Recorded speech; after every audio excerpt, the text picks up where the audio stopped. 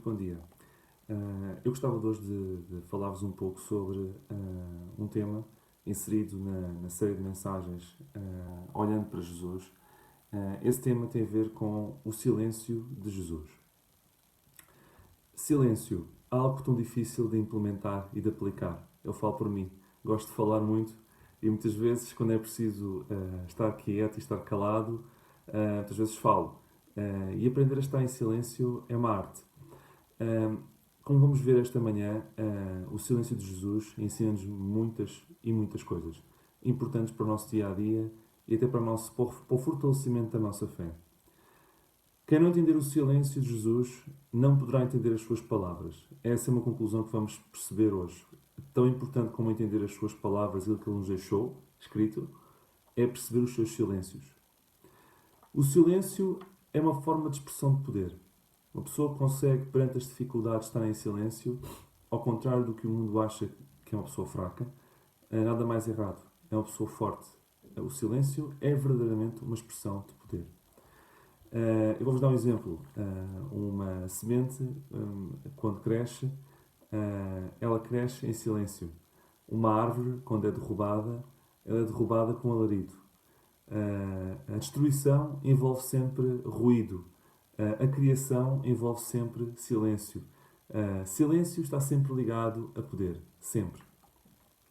Eu queria que se focassem comigo esta manhã, de uma forma, não vou ser muito extenso, como costume, assim vou procurar, mas queria que se focassem comigo sobre um período da vida de Jesus em que ele foi julgado antes da crucificação.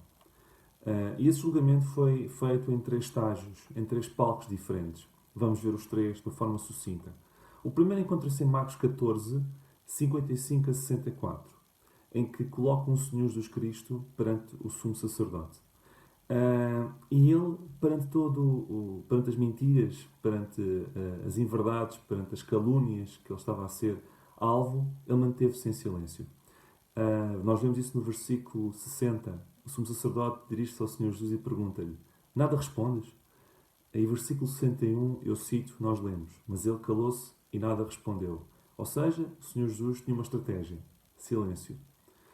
Este julgamento, mais do que pelas palavras do Senhor Jesus, ficou marcado por aquilo que ele não disse, ou seja, pelo seu silêncio. Toda a gente se impressionou com isso. Não te defendes, não dizes nada, estás a ouvir bem. E o que ficou marcado neste julgamento foi de facto o seu silêncio. E vendo o silêncio ensurdecedor do Senhor Jesus Cristo, o sumo sacerdote tenta ao Senhor Jesus com uma armadilha, perguntando no versículo 61: És tu o Cristo? Se o Senhor confirmasse o que ele próprio já assumira, ou seja, que ele era o Cristo, então, à luz da lei vigente judaica, isso era considerado uma heresia e motivo de morte, ainda que fosse verdade. No versículo 62, o Senhor não, então sim, responde. Então toma a palavra para responder e diz apenas isto: Eu o sou. E então de seguida todos o consideraram culpado de morte. Este foi o primeiro palco, com o sumo sacerdote. Depois disso, o sumo sacerdote, incapaz de tomar uma decisão, face ao silêncio de Jesus, encaminhou perante Pilatos. E encontramos esta segunda fase do julgamento em Mateus 27, 11 a 14. E perante Pilatos, quando o questionavam se ele era rei dos judeus, Jesus responde no versículo 11: Tu o dizes. Depois, sendo acusado de muitas e variadas coisas que são injustas e mentiras, vemos, nada respondeu. Depois, o próprio Pilatos entra em cena e pergunta-lhe: Tu não ouves o que dizem contra ti? Mas tu não ouves, não estás a ouvir o que estão a dizer contra ti, tu remetes-te ao silêncio. E no versículo 14, nós vemos a Bíblia a dizer-nos que, após essa pergunta de Pilatos, o Senhor nem uma palavra lhes respondeu. Ou seja, no versículo 14 vemos uma declaração fantástica. Vemos que o presidente ficou muito maravilhado com o seu silêncio.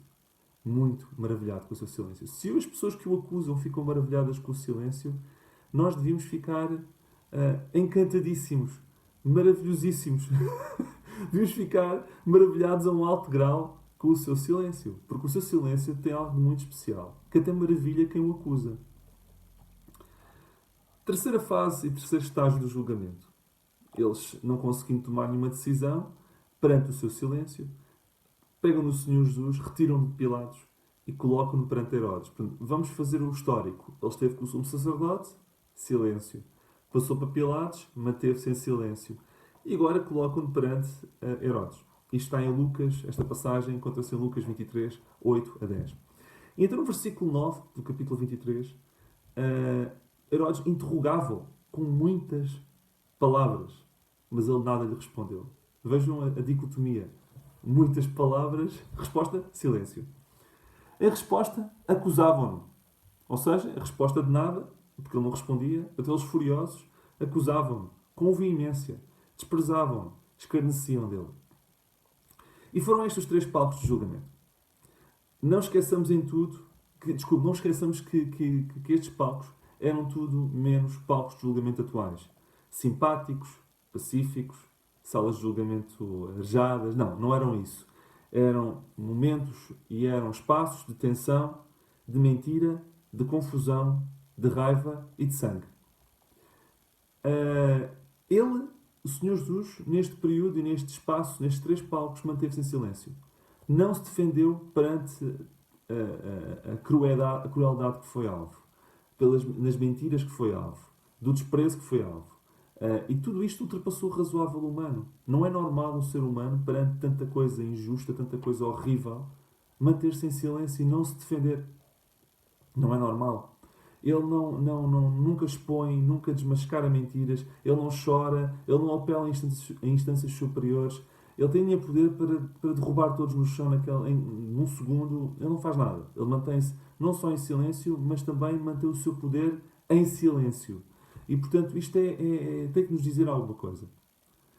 Aquele que é a palavra, o verbo, aquele que pelas suas palavras tudo fez e que mantém tudo aquilo que se vê, não procura nunca se defender. Não procura nunca poupar a sua vida. Ele não tinha nada de mal para dizer dos seus inimigos. Ele não tinha nada de mal de dizer de Deus Pai. Nem tinha queixas a dizer de Deus Pai. Imaginemos no lugar do Senhor Jesus. Nós queixávamos de tudo e de todos e dizíamos mal de tudo e de todos para nos defendermos. Possivelmente. Mas o Senhor nada fez. O que temos aqui não é estoicismo. O que temos aqui é apenas uma coisa. Submissão à vontade do Pai. É isto que nós temos. Não é estoicismo, é submissão à vontade do Pai. Ele nunca procurou aqui ser tratado como Deus. Mas quero-vos dizer mais, que ele nunca sequer procurou ser tratado como um ser humano com os seus direitos. Nem sequer como ser humano o Senhor aqui procurou ser tratado. Qual o segredo para esta força que permitiu que ele estivesse em silêncio num contexto tão adverso? O segredo chama-se Jardim do Getsemane. Foi aí que o Senhor colocou em oração tudo aquilo que tinha lá dentro. Todas as suas amarguras, todas as suas dores, todas as suas dúvidas, todos os seus receios. E foi aí que obteve forças dadas pelo Pai através da oração. E aí, nesse mesmo sítio, o Pai o reorientou com a sua vontade. E foi aí que o Pai lhe deu a força para estar em silêncio nos momentos de tensão que se iriam seguir.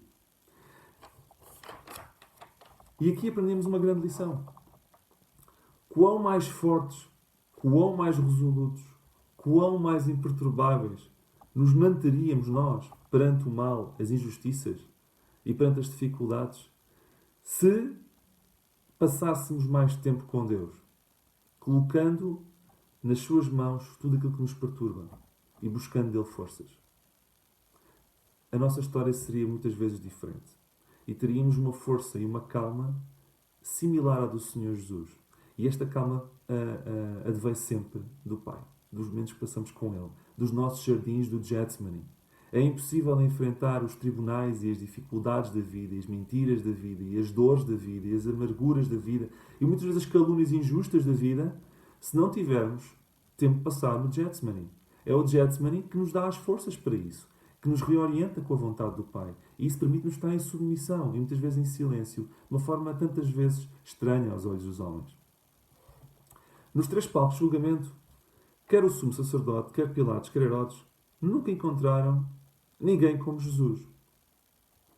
Nunca. Jesus, no seu silêncio, desafiou as suas autoridades.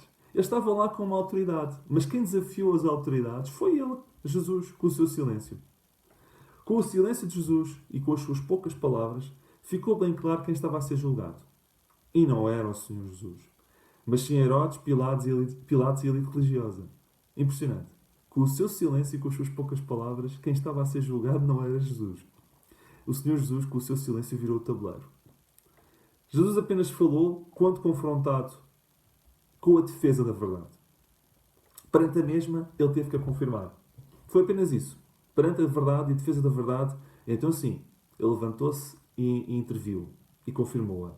Perante a mentira e perante a calúnia contra si próprio, ele estava em silêncio.